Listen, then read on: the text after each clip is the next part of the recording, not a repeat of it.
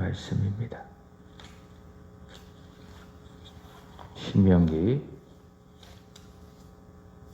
33장 29절부터 34장 마지막 12절까지 말씀입니다. 이스라엘이여, 너는 행복한 사람이로다. 여호와의 구원을 너같이 얻은 백성이 누구냐? 그는 너를 돕는 방패시요 내 영광의 칼이시로다. 내 대적이 내게 복종하리니 내가 그들의 높은 곳을 밟으리로다.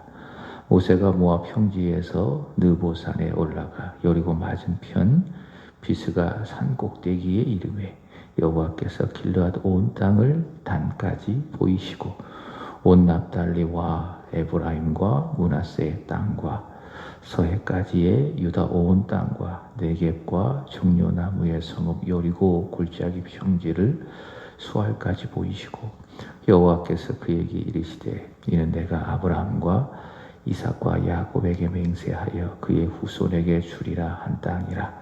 내가 내 눈으로 보게 하였거니와 너는 그리로 건너가지 못하리라 하시매 이에 여호와의 종 모세가 여호와의 말씀대로 모압 땅에서 죽어 백부월 맞은편 모압 땅에 있는 골짜기에 장사되었고 오늘까지 그의 묻힌 곳을 아는 자가 없느니라. 모세가 죽을 때의 나이 120세였으나 그의 눈이 흐리지 아니하였고 기력이 쇠하지 아니하였더라. 이스라엘 자손이 모압 평지에서 모세를 위하여 애곡하는 기간이 끝나도록 모세를 위하여 30일을 애곡하니라. 모세가 눈의 아들 여호수아에게 안수하였으므로 그에게 지혜의 영이 충만하니 이스라엘 자손이 여호와께서 모세에게 명령하신 대로 여호수아의 말을 순종하였더라. 그 후에는 이스라엘의 모세와 같은 선지자가 일어나지 못하였나니 모세는 여호와께서 대면하여 하시던 자요 여호와께서 그를 애굽 땅에 보내사 바로와 그의 모든 신하와 그의 온 땅의 모든 이적과 기사와 모든 큰 권능과 위엄을 행하게 하시며 온 이스라엘의 목전에서 그것을 행한 자이더라. 아멘. 오늘 읽을 말씀은 신명기 33장, 34장, 시편 119편, 145절에서 마지막 176절까지 읽으시고요. 이사야는 60장, 마태복음은 8장 말씀입니다. 오늘 말씀 전하는 말씀의 주제는 행복한 사람입니다. 33장 29절 말씀에 근거해서 이스라엘이여 너는 행복한 사람이로다. 행복한 사람 이렇게 잡아보았습니다. 어린 시절 읽었던 동화가 기억이 났습니다. 파랑새라고 하는 동화. 벨기에 작가 마텔 링크라고 하는 사람이 쓴 소설 동화이죠. 거기에 보면 틸틸과 미틸이라고 하는 남매가 나옵니다. 이 남매가 이 파랑새를 찾기 위해 떠납니다. 그러니까 신비로운 새지요. 그러니까 파랑새에 대한 이야기를 듣고 그것을 찾기 위해서 미지의 세계로 떠나지만은 결국에는 실패합니다. 찾지 못하게 되는데, 근데 결론부터 말한다면 그 파랑새는 어디에 있었습니까? 자신들이 찾았던 그곳에 파랑새가 있었던 것이 아니라 이미 자신들이 가지고 있었던 새장 안에 그 파랑새가 있었다라고 하는 내용입니다. 이 파랑새라고 하는 것은 상징하는 바가 있죠. 그것이 무엇인가 하면은 행복을 상징합니다. 그래서 많은 사람들이 틸틸과 이 미틸처럼 이 파랑새를 찾기 위해서 행복이라고 하는 이 파랑새를 찾기 위해서 부단히 노력을 하고 애를 쓰지요. 그렇지만 그들이 찾는 이 파랑새라고 하는 행복은 자신들이 찾는 그곳에 있는 것이 아니라 어디에 있습니까? 이미 자신 안에 있다. 자기 자신 안에 있다. 그것을 알려주는 동화가 바로 파랑새라고 하는 것입니다. 자신은 행복하지 않다. 남들과 비교해보니 나는 없는 것이 너무 많아 불행하다. 그렇게 생각하는 사람은 결국 어떻게 됩니까? 불행하게 되는 것입니다.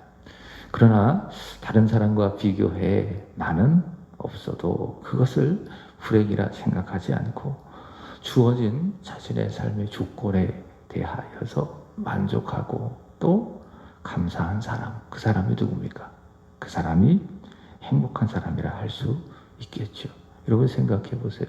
우리나라 돈이 제일 많은 사람이 그 삼성전자 부사장 이재용 부회장이 아니겠습니까? 그분이 행복할까요?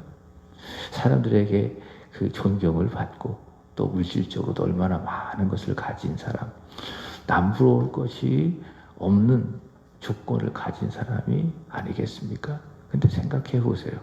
그 사람이 행복할까?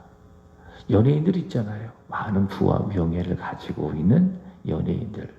그 사람들이 과연 행복할까? 한번 생각해 보시는 거예요. 저도 한 20대 그 정도에는 부럽다.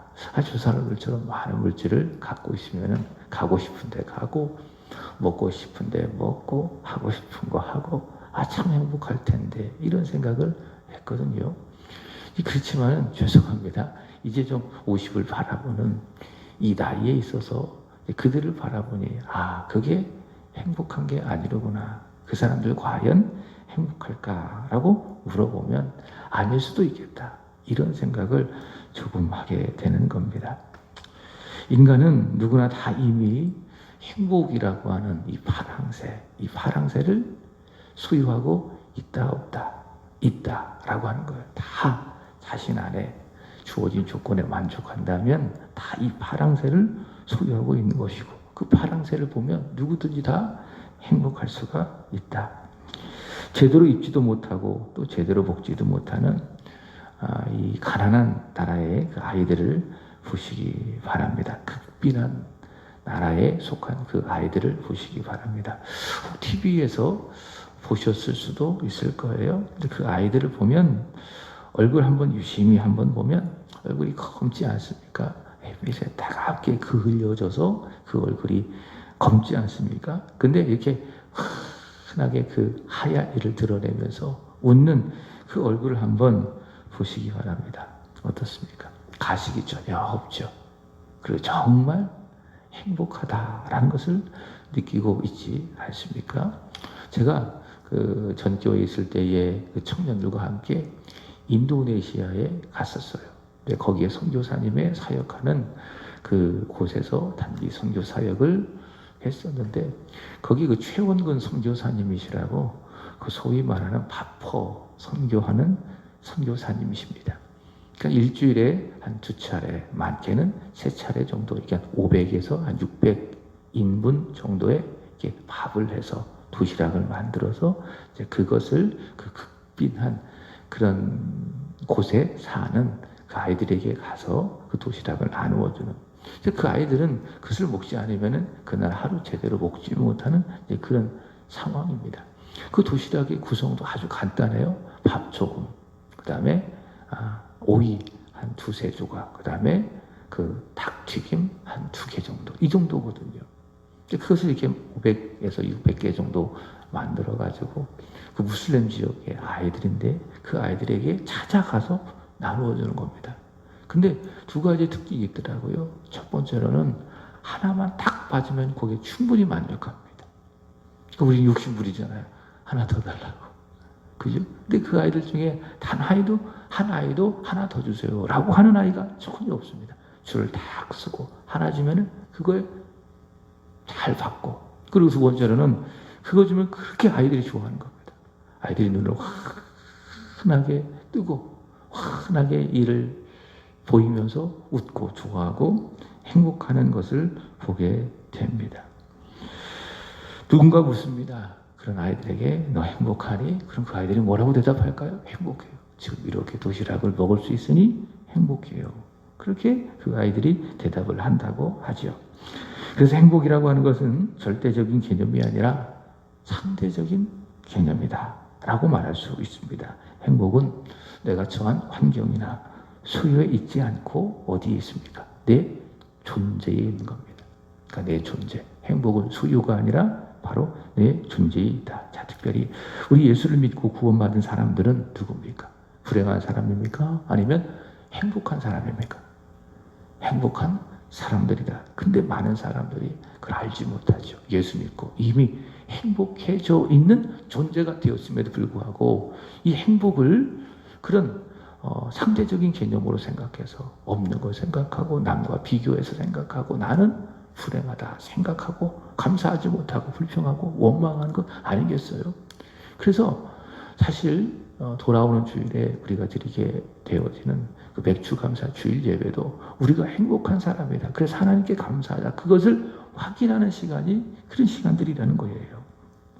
그래서 예수를 믿고 죄 용서받고 마귀의 권세에서 해방되고 머리털 하나도 의미 없이 떨어지지 않도록 하나님 아버지의 보호를 받고 로마서 8장 28절의 말씀처럼 내 구원 결국엔 아버지께서 합력해서 선을 이루어 가시기에 그리고 이 모든 것들을 성령 안에서 알게 하시고 확신시켜 주시고 마음을 다하여 주 위하여 즐거이 그리고 신속히 살게 하시니 자, 우리는 어떤 존재입니까? 우리는 진짜 위로를 받은 행복한 존재다. 그렇게 우리는 말할 수 있다라고 하는 것입니다. 자, 서론의 말씀이 조금 길었는데요. 자, 선언의 말씀을 드렸던 것처럼 우리 하나님 아버지 그의 자녀된 우리가 이런 구원의 내용을 잘 알고 그리고 우리로 하여금 그로 인해서 행복하기를 바라신다. 너는 이미 행복한 사람이다. 그러니 그 행복의 조건들을 보고 너는 행복하다. 그렇게 믿고 선포하라. 아버지 하나님께서 그렇게 우리에게 원하신다라고 하는 것입니다. 자, 우리는 이미 이 행복의 파랑새를 가진 존재들이다. 그러니 그것을 보고 감사하고 만족하고 행복해하고 아버지께 찬송과 영광을 돌려야 된다라고 하는 것이죠. 오늘 읽을 신명기 33장, 34장 자, 이 말씀을 보면 바로 그런 내용들을 우리에게 말씀하고 있습니다. 신명기 33장은 모세가 죽기 전 마지막 사역, 이스라엘을 향한 각 지파를 향한 모세의 축복을 말씀하고 있어요. 그리고 34장은 그 사명을 다한 모세의 죽음을 말씀하고 있습니다. 어제 읽었던 신명기 32장 조금 긴 내용이었지만 모세는 이스라엘 백성들에게 노래를 가르쳐 부르게 했죠. 그 노래 가운데에 이스라엘 백성들의 그 배반, 그 불순종을 기록한 것은 그래서 그것을 이스라엘 백성으로 하여금 부르게 한 것은 어떤 의미입니까? 그렇게 살지 마. 경고의 의미. 그래서 그것도 사랑이라고 말씀을 드렸죠. 그래서 결국에는 그런 노래를 부르게 하심으로 조금 이스라엘 백성들이 듣기에 불편한 내용이지만 그죠? 듣기에 또 부르기에 좀 꺼려지는 내용이지만 그게 뭡니까? 그게 그들의 앞으로 되어질 현 모습이고 앞으로 되어질 모습이고 그러니 너희는 그렇게 살아서는 안 된다. 그런 경고의 사랑에 기초한 경고의 사랑의 의미로 하나님은 모세를 통해서 그 노래를 이스라엘 백성으로 하여금 부르게 했다라고 하는 것이죠. 자, 오늘 33장에는 그렇게 이스라엘 백성들에게 노래를 가르치고 난 다음 어떻게 합니까? 이스라엘 백성들을 마음껏 축복하고 있습니다.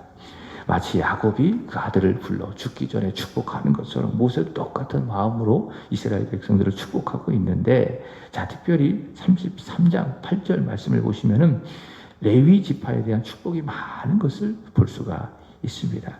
왜 이렇게 다른 지파에 비해서 레위 지파의 축복이 많은 한번 이따가 읽어보세요. 왜냐? 이스라엘 백성은 온 민족들, 그러니까 구원받을 영적인 아브라함 자손이 되어질 온 그 민족들, 이방 민족들을 대표해서 하나님께 가서 하나님을 섬기는 나라예요. 그래서 이스라엘 백성을 출애굽기 19장에 보면은 제사장 나라라고 이야기하는 거예요. 그러니까 온 민족들이 하나님을 섬겨야 되는데 다 섬길 수가 없으니까는 이스라엘이 그 민족들을 대표해서 하나님께 가서 하나님의 율법을 받고 하나님을 제사하며 하나님을 섬기는 나라다. 그래서 이스라엘을 하나님의 백성이요, 또 다른 한편으로는 제사장 나라라고 불리는 것인데, 그런데 그 중에서도 이스라엘의 12지파가 다 제사장의 사명을 감당해야 되는 민족인데 다 그렇게 할 수 없잖아요. 그래서 이스라엘 지파 중에서도 이스라엘 지파를 대표해서 하나님을 가까이 하며 하나님께 봉사하며 하나님을 섬기는 지파가 어떤 지파입니까? 레위 지파지요. 그래서 레위 지파가 하나님을 기업으로 삼고 성막을 중심으로 또한 성전을 중심으로 제사장도 되고 레위인 되어 하나님을 섬기게 되는 것입니다. 섬기게 되는 겁니다. 그래서 이 레위 지파가 중요한 존재예요. 그건 다른 지파는 중요하지 않다. 그것은 아니에요. 그만큼 직접적으로 하나님께 제사하는 그런 지파이기 때문에 레위 지파가 중요하다. 그런 의미에서 모세가 차별하는 것이 아니라 구별하여서 지금 레위 지파를 향한 축복의 말을 많이 하고 있다. 우리 성도들도 마찬가지예요. 절대로 목사는 성도들 차별하지 않습니다. 목사는 똑같은 마음입니다. 그죠? 10손가락 깨물어서 안 아픈 손가락 있어요, 없어요? 없어요. 어떻게 보면 다 아픈 손가락이에요. 목사는 성도들을 차별할 수가 없어요. 그러나 때로는 맡겨진 직분이 있고 또 직책이 있기 때문에 뭐 할 수 있습니까? 구별할 수는 있다. 교회의 일을 위해서 또 질서를 위해서 그것을 알아야 되는 거예요. 하나님께서 모세를 통해서 레위 지파에 대한 축복을 많이 한 것은 다른 지파와 비교해서 차별하는 것이 아니라 뭐 하는 것이다. 중요하기 때문에 구별하여 이렇게 많은 축복을 하는 것이다. 자, 이것을 한번 알았으면 좋겠고요. 그 다음에 34장에서 모세는 9절 말씀에 보면 마지막 사역이죠. 그게 뭡니까? 후계자 여호수아를 세우는 사역. 그래서 눈의 아들 여호수아에게 안수하여 그에게 모든 그 리더십을 이양을 합니다. 그러니 모든 사명이 다 끝나고 죽을 기한이 차서 그의 나이 120세가 돼요. 그때까지 굉장히 건강했죠. 7절 보시면은 그때까지 죽기 전까지 어땠습니까? 참 축복받은 사람이에요. 그의 눈이 흐리지 아니하였고 기력이 쇠하지 아니하였다. 사실 송해가 그렇게 죽었다고 하죠. 그 전까지 서로 연락하고 그렇게 취하다가 95세에 이게 건강하게 세상을 떠난 것 아니겠습니까? 그게 복이죠. 그래서 저도 저희 할머니를 위해서 기도하는 거예요. 지금 그렇게 편찮으시지는 않으신 것 같은데 올해 100세이신데 늘 기도해. 하나님 편안하게 주무시다가 주님 부름 받고 천국에 가게 하시옵소서. 잘 죽는 것도 무엇입니까? 그것도 복이다. 복이다. 태어나는 것도 그렇지만은 잘 죽는 것도 무엇입니까?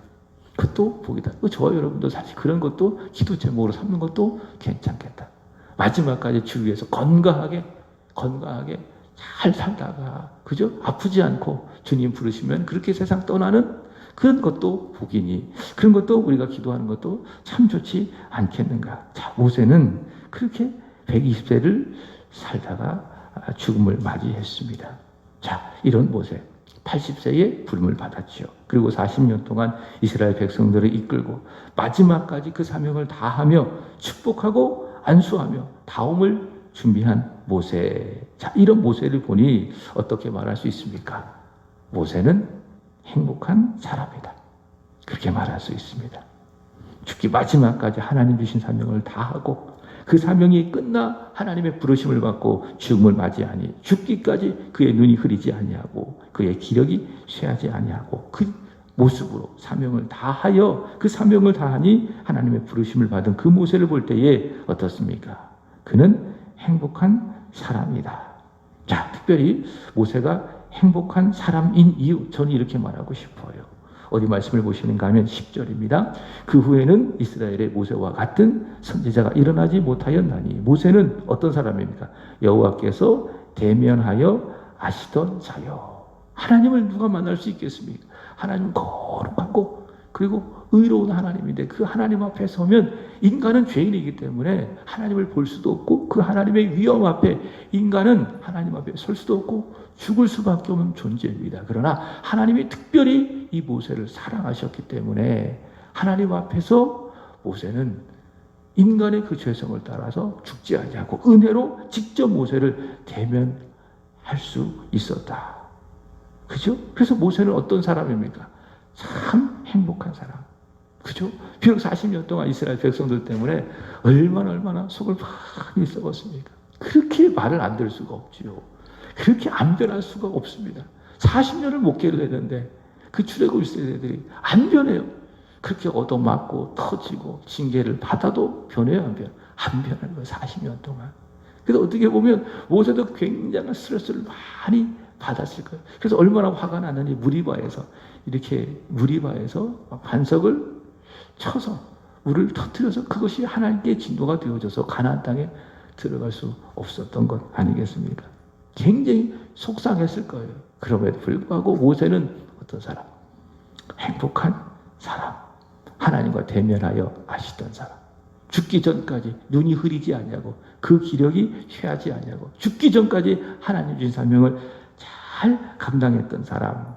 이 사람 누굽니까? 모세는 참으로 행복한 사람이다. 자, 그렇지만 그 행복한 모세가 이스라엘을 향하여서도, 아니 이스라엘을 포함한 예수를 믿는 우리를 향하여서도 이렇게 외치는 거예요. 그게 29절 말씀이에요. 33장. 이스라엘이여 너는 행복한 사람이로다. 그래서 여기다가 내 이름을 한번 넣어서 한번 읽어보는 거예요. 김은기여 너는 행복한 사람이로다. 이게 우리에게 주시는 하나님의 말씀 아닙니까? 모세만큼이나 우리도 어떤 사람? 행복한 사람. 여호와의 구원을 받고 그 하나님을 나의 돕는 방패로 내 영광의 칼로 삼아서 하나님의 철저한 보호를 받고 이 세상을 살게 하는 나는 어떤 존재? 행복한 존재이다 라고 하는 것입니다. 우리는 행복한 사람입니다. 행복을 이미 소유한 사람입니다. 서론에 말씀을 드렸던 것처럼 우리 안에는 이미 행복이라고 하는 파랑새가 가시고 있어요. 그것을 오늘 말씀이 우리에게 깨우쳐 주시는 것이죠. 너는 행복한 사람이로다. 예수의 피로 구원받고 마귀의 권세로부터 해방되어 하나님의 자녀가 되었고 하나님을 향하여 아빠, 아버지라고 부르면서 그의 보호와 그의 일하심 가운데 은혜 가운데 살아갈 수 있으니 우리 하나님께서 우리의 인생 가운데 모든 대적으로부터 지켜주시는 방패가 되어주시고 영광의 칼이 되어주시니 우리는 어떤 사람? 참으로 행복한 사람이로다. 오늘 말씀 우리에게 그렇게 말씀하고 있는 건 아니겠습니까? 다시 말씀드립니다. 저와 여러분 이 33장 29절의 말씀처럼 어떤 사람? 불행한 사람이 아니라 그렇게 생각하는 사람이 불행인 거예요. 그죠? 우리는 어떤 사람입니까?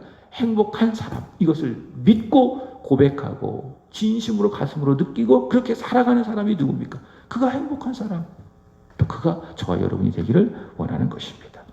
시편 119편 10편 말씀을 보면 자신의 행복을 시편 기자는 이렇게 고백합니다. 그것을 즐겁다 이렇게 이야기해요. 시편 119편 162절의 말씀을 보시면 이런 말씀이 있습니다. 119편 162절 사람이 많은 탈취물을 얻은 것처럼 나는 주의 말씀을 즐거워하나이다. 자, 즐겁다 이게 뭐예요? 이게 행복하다라고 하는 거예요. 시편 기자는 행복하다 이렇게 이야기하고 있습니다. 그죠? 행복하다. 왜 행복해요? 주의 말씀이 내 안에 있기 때문에. 그래서 여러분 불행한 사람도 말씀을 많이 듣잖아요. 말씀을 그 안에 계속 이렇게 받잖아요. 그러면은 즐거워져요. 행복해져요. 그죠? 우리 우건사님 얼마 전에 저한테 이렇게 딸기로 만든 이런 그런 주스? 이것을 주셨어요. 이제 이거를 그러더라고요. 주면서 목사님 이거를 드실 때 일하다가 자기는 짜증날 때 그걸 이렇게 우유에다가 타서 먹는데 좀 기분이 좋아진대. 저는 가끔 지금 그렇게 이제 하고 있거든요. 그죠? 말씀이 사실 그래요. 말씀이 힘들고 어려울 때, 좀 속된 말로 짜증날 때, 말씀을 읽잖아요. 그럼 어때요? 기분이 좋아져요. 그래서 말씀은 즐거운 마음을 주는 하나님의 능력이 바로 무엇이다? 그게 말씀이다. 누가 행복한 사람입니까? 말씀을 먹는 사람. 달콤한 말씀을 내 안에 계속 섭취하는 사람. 바로 그 사람이 행복한 사람. 그래서 시편 1편에서도 복 있는 사람은 여호와 하나님의 말씀을 주야로 묵상한 사람이로다. 그렇게 말하지 않았습니까? 이사야 60장의 말씀을 보면 하나님은 어두운 예루살렘의 행복을 선포하십니다. 이렇게 이야기합니다. 이사야 60장 1절 일어나라 빛을 발하라 이 빛이 내게 이르렀고 여호와의 영광이 내 위에 임하였습니다. 빛이 이르렀대요. 이미 선포하는 거예요. 이르렀다. 이를 것이다가 아니라 이르렀다. 여호와 영광이 내 위에 임하였다. 그죠? 그러니까 너는 이미 행복해졌다. 너 위에 행복이 임하였다. 그 말입니다. 그죠? 그래서 성경은요, 약속하는 것도 있지만 이미 받은 것을 우리에게 확인시켜 주는 거예요. 너는 행복한 사람이다. 행복할 것이다. 그게 아니에요. 너는 이미 행복하다. 그런 입장에서 여호와의 빛이 내게 임하였다. 여호와의 영광이 내 위에 임하였다. 이렇게 이제 말씀하고 있는 것 아니겠습니까? 그죠? 그죠? 이미 과거형으로 말씀하고 있어요. 이게 뭡니까? 여호와의 빛, 여호와의 영광. 뭡니까? 예수 그리스도를 말하는 거예요. 예수 그리스도. 하나님의 빛이시고 하나님의 영광이신 그리스도가 네 안에 임하였다. 그러니 너는 어떤 사람? 행복한 사람이다 라고 하는 겁니다. 자, 마지막으로 마태복음 7장에 보면 행복한 한 사람이 등장해요. 그가 누굽니까? 바로 백부장입니다. 백부장은 참 행복한 사람이에요. 근데 생각해 보세요. 100명의 부하를 거느리고 있어서 또 그 수하에 여러 그를 섬기는 종들이 있어서 또 백부장이니까는 사회적으로 지위가 많은 사람, 높은 사람, 그리고 물질도 가지고 있는 사람 아니겠습니까? 그것 때문에 이 백부장이 행복했을까요? 그렇지 않습니다. 예수님께서 보시고 행복하셨어요. 그러니 그 사람도 어떤 사람? 행복한 사람. 야, 이런 사람이 있을까? 예수님이 보시고 어땠다고요? 행복했다고요. 야, 저 사람을 보니 나는 행복하다. 그래서 어떡합니까? 예수님께서 그를 보시고 놀라셨잖아요. 그죠? 마태복음 8장 10절에 보면 예수께서 들으시고 놀랍게 여겨. 이것은 예수님의 그 기분 좋은 행복하신 그런 모습을 이렇게 표현하고 있습니다. 여러분, 저와 여러분이 예수님을 행복하게 해드릴 수 있는 그런 사람이 되기를 축복합니다. 그러면 예수님을 행복하게 해드릴 수 있는 게 뭘까요? 예수님을 열심히 막 마르다처럼 막 땀을 흘리고 막 내 손을 움직이고 발을 움직여서 섬겨드리는 것일까요? 막 예배 열심히 드리고 막 헌금도 막 열심히 하고 봉사 많이 하고 그게 예수님을 행복해 해드리는 것일까요? 물론 그것도 행복해 해드리는 방법이에요. 그러나 그거의 동력이에요. 그렇게 할 수 있는 동력이 그게 뭡니까? 믿음입니다. 믿음. 그러니까 믿음을 갖고 섬겨드리면은 그게 뭡니까? 그 믿음을 보시고 예수님이 행복해 하시는 거예요. 자, 예수님께서는 이 백부장의 믿음을 보시고 행복해 하셨어요. 그래서 말씀하시는 것이지요. 마태복음 8장 10절 예수께서 들으시고 놀랍게 여겨 행복하게 여겨 따르는 자에게 이르시되 이렇게 말씀하시지 않습니까? 얼마나 흐뭇하셨겠어요. 내가 진실로 너에게 이르노니 이스라엘 중 아무에게도 이만한 믿음을 보지 못하였느니라. 너무 행복해 하셔서 이 백부장의 믿음을 이렇게 칭찬하는 것 아니겠습니까?